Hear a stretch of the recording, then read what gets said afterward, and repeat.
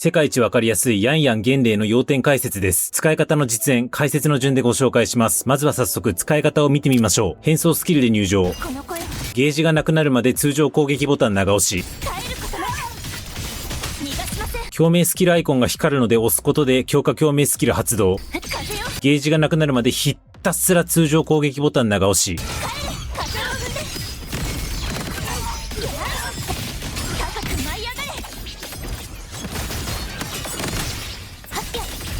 共鳴解放。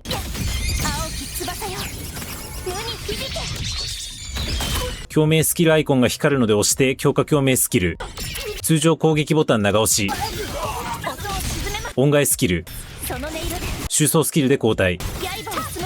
これで OK です。それでは解説です。ヤンヤン原例はメインアタッカーです。前のバージョンのラハイロイメンバーたちはオフセットだ、インターフェアだ、モダリティだ、ごちゃごちゃしてましたが、ヤンヤン原例はゲージを貯めて強攻撃をぶっ破して終わりです。比較的シンプルそうに見えてちょっとだけややこしいので丁寧に説明します。まずゲージは2段になっていて、貯めたいゲージは下のゲージです。下のゲージはマックス2ポイント貯められます。どうやってポイントを貯めるかっていうと手段は3つ。1つ目、変装スキルを使う。2つ目、共鳴解放を使う。3つ目、上のゲージを消費しきってから共鳴スキルを使う。これらを使うごとに1ポイント貯まります。なので、この3つのうち2つを使って2ポイント貯めて、で、2ポイント貯めた時にだけ使える強攻撃をぶっ破するのが目標です。で、その話とは別に、ヤンヤン原例は2つのモードがあって、1回モードを切り替えると上のゲージが満タンまで回復します。ということは、ヤンヤン原例を一巡使う時に、変装スキルを使うのは1回、共鳴解放を使うのは1回、上のゲージを消費してから共鳴スキルを使うのだけ2回使えるので、1巡あたり都合4ポイント貯められるということです。なので、2ポイント貯めて強攻撃っていうのを2周やるっていうのが目標になります。それを実現したのがさっきご紹介した使い方なので、もう一回見てみましょう。まず変装スキルで入場すると、さっき言った通り、これによって1ポイント貯まります。その後、通常攻撃を長押ししてると、勝手に通常攻撃を連打してくれて、その間、上のゲージが徐々に減っていますね。このゲージが0になると、上のゲージに鳥の羽みたいな装飾がつきます。ゲージが0になると、共鳴スキルのアイコンが光るので、それを押すと、さっき言った通り、これでも下のゲージが1ポイント貯まります。これで無事、下のゲージが2ポイント貯まりました。で、それとは別の動きで、ヤンヤン原例のモードは共鳴スキルを押すことで切り替わるので、今勝手に別のモードに切り替わっちゃってます。なので今しがた消費した上のゲージも満タンまで回復してますね。なんですけど、それは一旦置いといて、ともかく下のゲージが2ポイント溜まったので、通常攻撃ボタンを長押しすることで強化銃撃をぶっ破しましょう。これで下のゲージを2ポイント消費して強攻撃が打てました。これで1巡完了。そうしたらもう1回2ポイント貯める必要があるので、さっき回復した上のゲージを消費するために同じことをもう1回やります。具体的にはさっき強化銃撃を使うときに通常攻撃ボタンを長押ししましたが、そのままずーっと長押しし続けるとゲージがなくなるまで通常攻撃を連打してくれるので、ずーっと長押ししていましょう。なので手順上は通常攻撃長押しでまとめちゃってるんですが、その中には実際は2ポイント消費しての強化銃撃と、そこからさらに1ポイント貯めるための通常攻撃連打が一緒くたになってる感じです。ゲージがなくなったらさっきと同じく共鳴スキルを打ちたいとこなんですが、ここは一旦我慢して共鳴スキルを打つ前に共鳴解放を使います。